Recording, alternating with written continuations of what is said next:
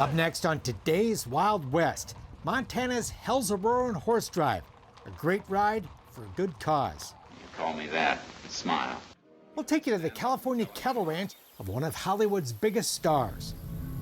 And I woke up one day and I thought, wow, we're covering California with asphalt. And the California Rangeland Trust, working to save the ranches of the Golden State. Plus, we'll follow Custer's trail to the Little Bighorn. Today's Wild West, up next. The Wild West. It's still out there. And we'll show you how to find it. This is today's Wild West. It's Memorial Day weekend in Gardner, Montana. Gateway to Yellowstone.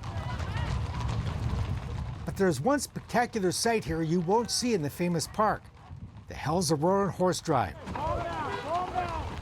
Every year on this holiday weekend, outfitter Warren Johnson and a few of his friends drive hundreds of his horses right through the middle of town and up a winding mountain road to the summer headquarters of Hell's a Roaring Outfitters, named after a Yellowstone area creek.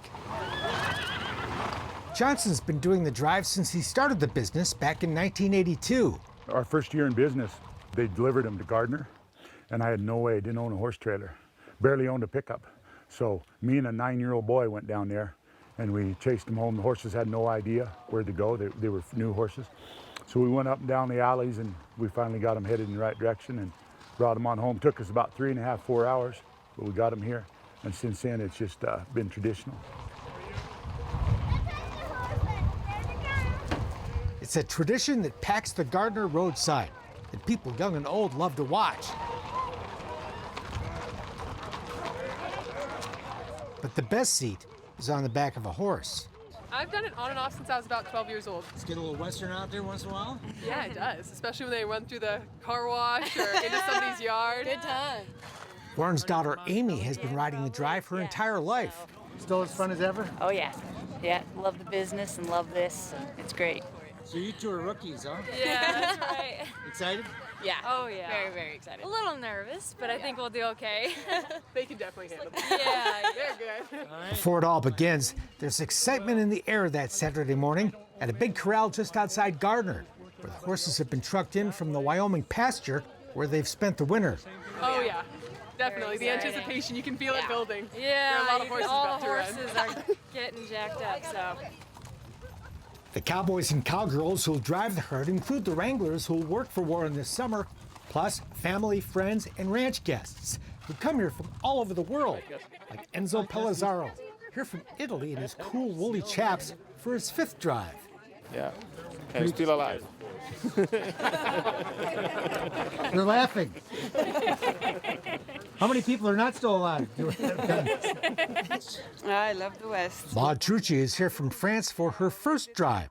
You pretty excited? Yeah, I am. And I have a good horse, so he's going to help me. And she loves Warren's horses. She's even bought a few and flown them back to France. The horses here are amazing. Good mind, strong horses.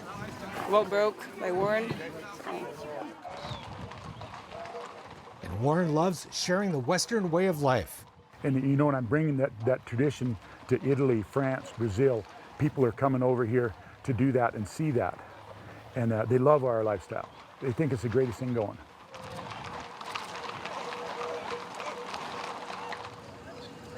Got 9 minutes, Brad. Finally, the time has come and the drive is off. And it's quite an experience for both man, beast, and spectators. As the animals navigate parked cars and parking lots on their way through town,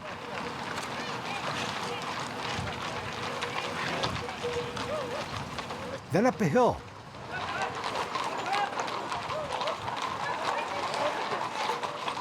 Stopping for a break and a snack along the way. First time for both of you? yeah. How's it going? It's exhilarating. It's awesome. Break time ends. We're back on the road again and up the mountain.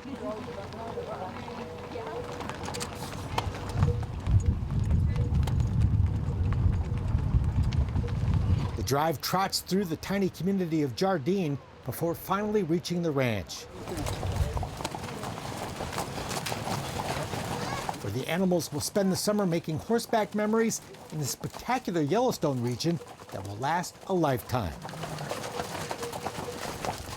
But while the drive is over, the fun is just beginning. 2,600 buyers. For years, Warren has used the annual horse drive to throw a big Western party with dinner, music, dancing, and an auction to raise money for a good cause. Buying high-tech track wheelchairs for disabled veterans Sure changed his life. and others who need them. Warren Johnson donated this to my father last year. Very, very, very kind of him. Each custom-made chair, which costs about $20,000, allows its owner to stand up, and thanks to its treads, go most anywhere. It's a cause the community turns out in a big way to support. They're raising money for a very good cause. Photographer Ron Hayworth was among the many donating items for the auction. And Bill Landers spent thousands bidding on a belt buckle. For Hell's Roaring and what they're doing, that's cheap. Warren Johnson and family, they donate their time and money. 100% of the money is going for the track chairs. It's a neat charity to support. There was more action in the nearby horse arena, where Warren saddled up a bronc to buck off the ashes of an old friend. I used to trade horses with him when I was a kid. He sold me 3 mules. I was 14 years old. It's the Western way of life, working hard, doing what you love, loving what you do, and lending a hand along the trail. I'm not giving a hand out, I'm giving a hand up, and I've had a few hand ups in life, and I'd like to return the favor. And they'll do it again next Memorial Day weekend. Up next, what happened before the most famous battle of the Old West? We'll take you on the trail to the Little Bighorn, just ahead. There's an endless fascination with the Old West battle known as Custer's Last Stand. Hundreds of thousands of people visit the Little Bighorn Battlefield National Monument every year, where General George Custer and much of his 7th Cavalry were wiped out by Sioux and Cheyenne warriors. But there's a much bigger story beyond the battlefield you can now see along the back roads of southeast Montana. This is Custer's campsite, June 22nd. It's like a fascinating roadside history book on an often overlooked but crucial part of Custer's Last Stand. The 7th Cavalry arrived here about 4 o'clock in the afternoon. Free for anyone to see who's willing to pull off the busy interstate. There was a lot of Indian activity that they were seeing on the north side of the Yellowstone. Lieutenant James Bradley, Chief of Scouts, proceeded up this drainage right here. This is Butte Creek drainage.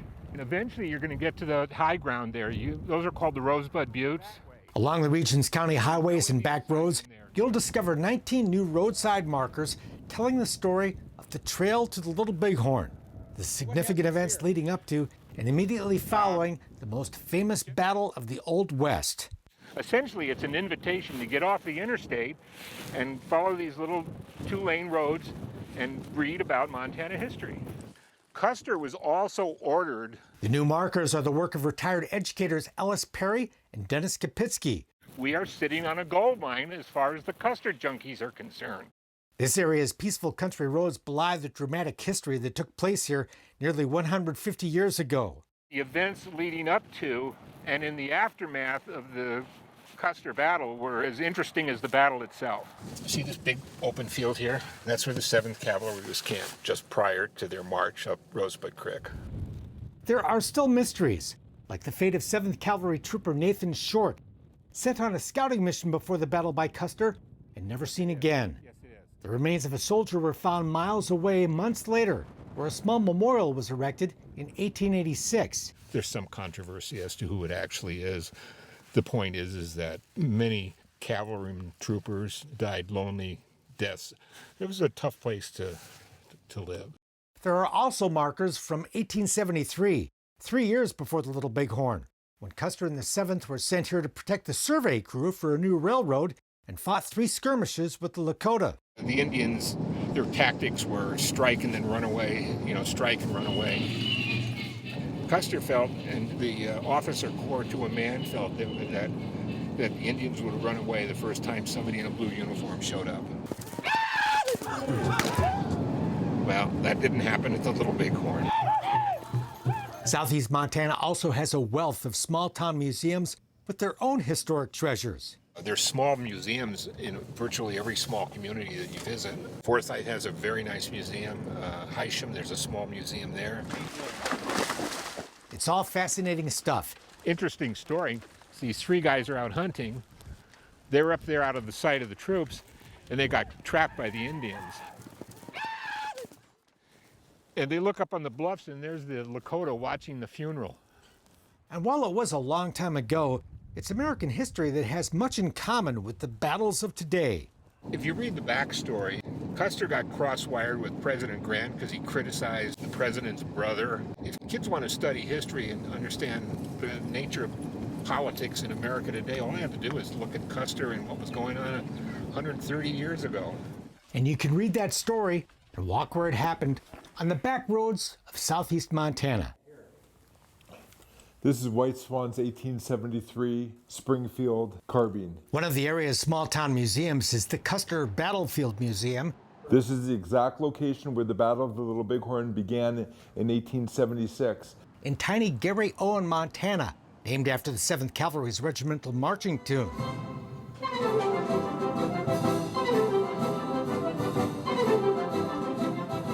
Before you even step inside, you'll see the tomb of an unknown soldier containing the remains of a trooper found during a road construction project in early 1926. That June, battle survivors shook hands and actually buried a hatchet as they dedicated the tomb during ceremonies marking the 50th anniversary of the battle. Lieutenant Godfrey and One Bull, Sitting Bull's nephew, came back and buried a hatchet inside of this trapdoor, along with 19 other artifacts, including a jeweled 7th Cavalry crest and the original tomahawk. And that's where the term burying the hatchet originated. Inside the museum, you'll see a pistol owned by Captain Tom Custer. You'll see the initials, TWC, Thomas Ward Custer, who died fighting alongside his famous brother, who may have owned this gun, a British bulldog George Custer was known to carry, acquired from an elderly Cheyenne woman in the 1980s. It was only 6.5 inches under the earth. This pistol was found in the dirt when the museum's parking lot was built in the 1990s, still fully loaded. With actually one round in the chamber. There's also a pair of gloves Courtlander believes were taken off Custer's body on the battlefield. Donated by a member of the Sioux tribe. There are beautiful Native American artifacts, a Gros Ventre war shirt, pre-1876. The headdress of Cheyenne Chief Little Wolf. And you can see his war paint that has rubbed off on the back of the headdress. And a war club and pipe bag belonging to Sitting Bull. Pretty rare to have something like this. I would say this is pretty amazing. Plus, Sitting Bull's contract to appear in Buffalo Bill Cody's Wild West show. Sitting Bull is to have his sole right to sell his photographs and autographs. Sitting Bull and Custer were among the many notables of the day captured on film by frontier photographer David F. Berry. This is Rain in the Face. A collection of Berry's images and the many other artifacts you'll see here provide a window into a bygone world that remains endlessly fascinating. He was a silver screen cowboy, and the real deal as well. We'll tour his California ranch just ahead. January 21st, 1938. Yep. A cattleman's notebook. This dates back to probably the early 30s. A braided rawhide riata. Is comfortable to ride. And a well-worn saddle made by a master craftsman. Had a lot of braided rawhide reins. The tools of the trade in the tack room of a California cattle rancher. I believe this is the one that he got from Will Rogers, and I've even seen it in a few movies that he did. Who was also one of Hollywood's biggest stars. Joel McCrae as the Virginian. Actor Joel McCrae. Son of a... You call me that, smile. Well, my grandfather always said he only acted so that he could afford the ranch, and that was half a joke because I know he loved acting. Joel McCrae and his actress wife Frances D. were two of the biggest stars during the golden age of Hollywood. They met in 1933 while co-starring in The Silver Cord. By year's end, they were married, living in the new home Joel had built on the ranch he'd bought about 45 miles north of Hollywood in what is now Thousand Oaks, California. where they would share life together for the next 57 years. Yeah, my grandfather always said that it was close enough for him to get to them, but far enough away they couldn't get to him. So the couple both had great success in Hollywood. Francis D. starred in more than 50 films, including such classics as Little Women, Playboy of Paris, and An American Tragedy. Joel McCrae did more than 90 movies over 5 decades. Comedies, romance, and dramas. If you knew how much I loved you, you'd faint.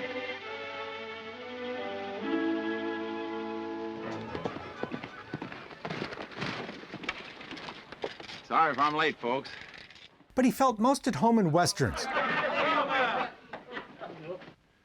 Thanks. And after 1946, with one exception, they were the only movies he made, including 1948's Four Faces West, the last of 4 films he co-starred in with Francis D. Early in his career, Joel made 2 pictures with Hollywood's biggest star of the 1930s, Will Rogers, who became a close friend and mentor. Will asked him, what are you going to do with the money you're making from motion pictures? And my grandfather said, well, I hope to buy a ranch someday. And Will said, don't wait for someday. He said, you'll end up like all these other actors. You'll buy a big car and you'll cruise up and down Hollywood Boulevard and you'll have nothing left to show for it. So he's the one that kind of gave him the advice that if you're going to buy land, buy it now. He said they're not making any more of it. It didn't take much persuasion. Joel McCrae had long dreamed of owning a ranch. Born in 1905, he learned to ride horses growing up in Hollywood, at a time when road crews still used horses to grade a new road called Hollywood Boulevard. Later, he would study acting at Pomona College under a very encouraging professor. His drama instructor was the one that said, you've got some talent and you've got good looks and you might be able to afford that ranch a little sooner in life if you try acting. And so that's really kind of what pushed him into acting, and it worked out pretty well. Joel and Francis enjoyed the best of both worlds: the perks, pay, and prestige of the movie business, and the ranching life in the country where they could raise their 3 sons far from the influence of Hollywood. The ranch would grow to 2,400 acres. The McCraes gave some of that land to 2 colleges, a wildlife refuge, a YMCA, and a Boys and Girls Club, donations totaling well over 100 acres. Most of the rest became what is today the city of Thousand Oaks. But a remnant remains of nearly 300 acres, including ranch buildings and the McCrae home, where Francis and Joel lived their Western dream, while welcoming such friends as Gary Cooper and Katharine Hepburn. And today the ranch is listed on the National Register of Historic Places. It's great to be able to keep the tradition alive, you know. I mean, there's been horses and McCrae's on this property for 82 years and horses for longer than that. Joel passed away in 1990, Francis D. in 2004, and the McCrae family wanted to preserve not only the Hollywood history of these 2 famous stars, but also a ranching way of life that has vanished in much of Southern California. So much of it has been torn down. There's very, very little left that actually kind of shows that particular time period in history. And this ranch has pretty much been unchanged. Today, the property has been donated to the local park district and is open to the public for tours on a limited basis. But to be able to share that history with the general public, and especially today's young people, because they really don't understand the history of farming and ranching or where food comes from. So those kind of things are the main driving force for what we're trying to do here today. And that's why in 2011 we built the little visitor center here. The visitor center tells the story of this famous Hollywood couple who found fame and glory in the movies and lived the cowboy and ranching life far away from the spotlight. Phil, you want to do it for 900? The McCrae Ranch Foundation is working to restore the property and hosts periodic fundraisers at the ranch, which is also available for weddings and other special events. There are still those in Hollywood who love Westerns, and you'll often see those actors, stuntmen, and others connected to the business at McCrae Ranch events, like John Wayne's granddaughter. They definitely knew each other. I think my grandfather had a huge crush on Francis D. The Duke and Francis D. co-starred in the 1941 film A Man Betrayed. To save this for the children of this area, it's one of the things that touches my heart. So I'm happy to help Wyatt raise money to preserve this ranch out here. John Wayne memorabilia was among the items auctioned off at the annual Cowboy Cookout. Thank you for joining us tonight. A chance for the public to enjoy dinner, entertainment, and tours of the ranch. Well, I think it's for a very worthy cause. I mean, for 2 people who've given us so much, Mr. McCrae, and I have a 92-year-old mother who loves Westerns. and she watches them all the time, and some of them Joel McCrae. The Cowboy Cookout is the one and only time that the home of Joel McCrae and Frances Z is open to public tours. It's fascinating to get a look at the home life of these Hollywood stars. That was the state of the art in the 30s. And this one's kind of cool. The bell still goes. That's the way you'd get the operator. I grew up in Thousand Oaks. It's my 56th year here. I didn't even know this was here. I felt like I was living here with them. They were just out of town, and I just came in, and you've got all the little memorabilia in there and the personalized little plates in the kitchen, and it's just really sweet. For those who love the movies, the cowboy life, or both, McCrae Ranch is a beautiful place to see with a fascinating story that's now a part of California and Western history.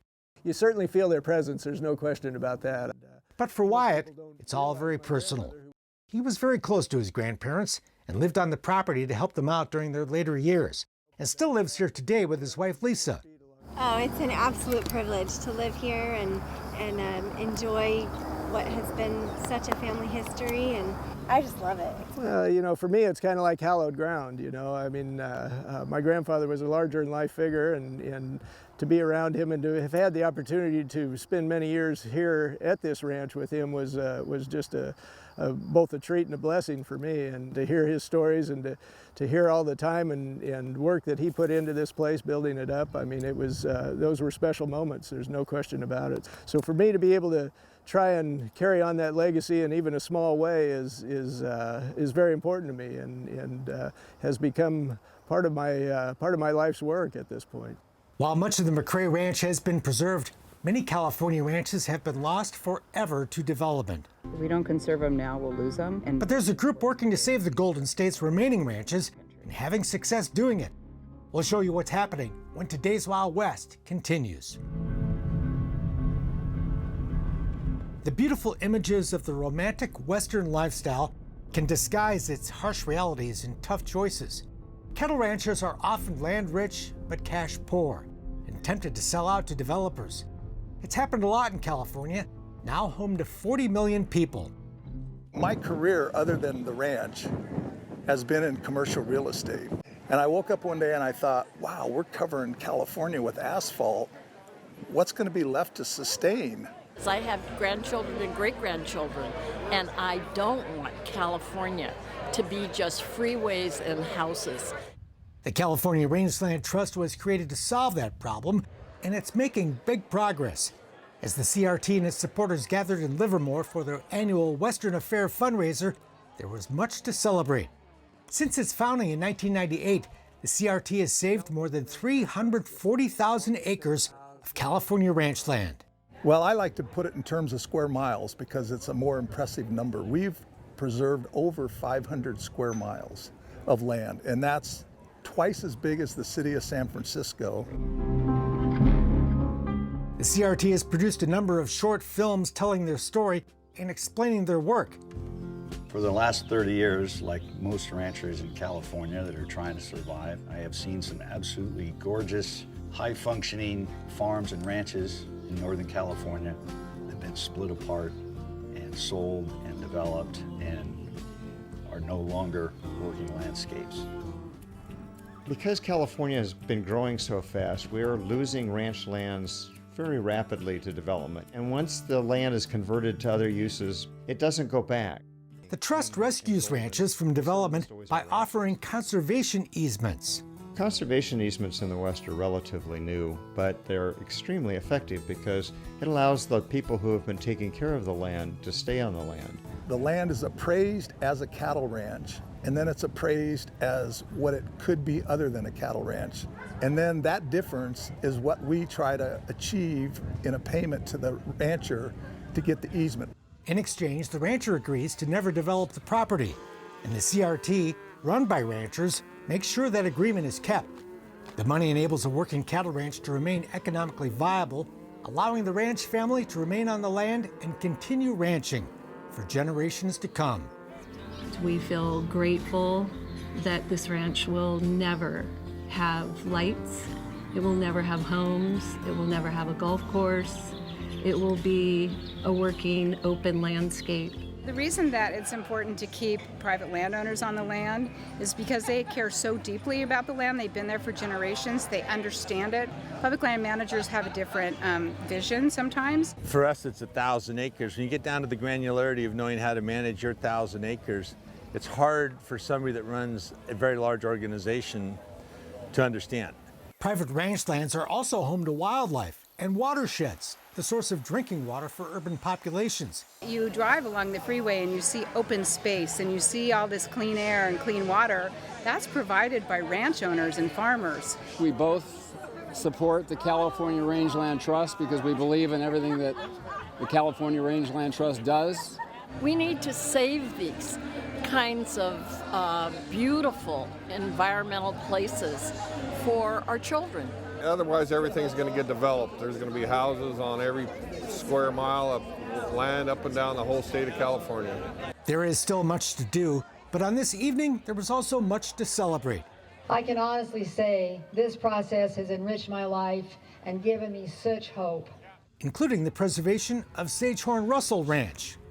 And my goal of protecting the land my parents entrusted with me is now a permanent reality. Plus, by preserving ranches, you're preserving ranching communities. Well, I love the land and I love the legacy, but I especially love the people. Because people that are connected with the land are just the salt of the earth. They care deeply, often have been there for generations, and we're helping them, and they really want to help the state of California. That's it for now. We're back next time with more cool stuff from today's Wild West. I'm Mark Bedore. We'll see you down the trail. For more information on the people and places featured in today's Wild West, or to order show DVDs and books, visit todayswildwest.com. Funding for Today's Wild West provided by the Leggett Foundation and the Chuck Wagon Trail Riders Foundation.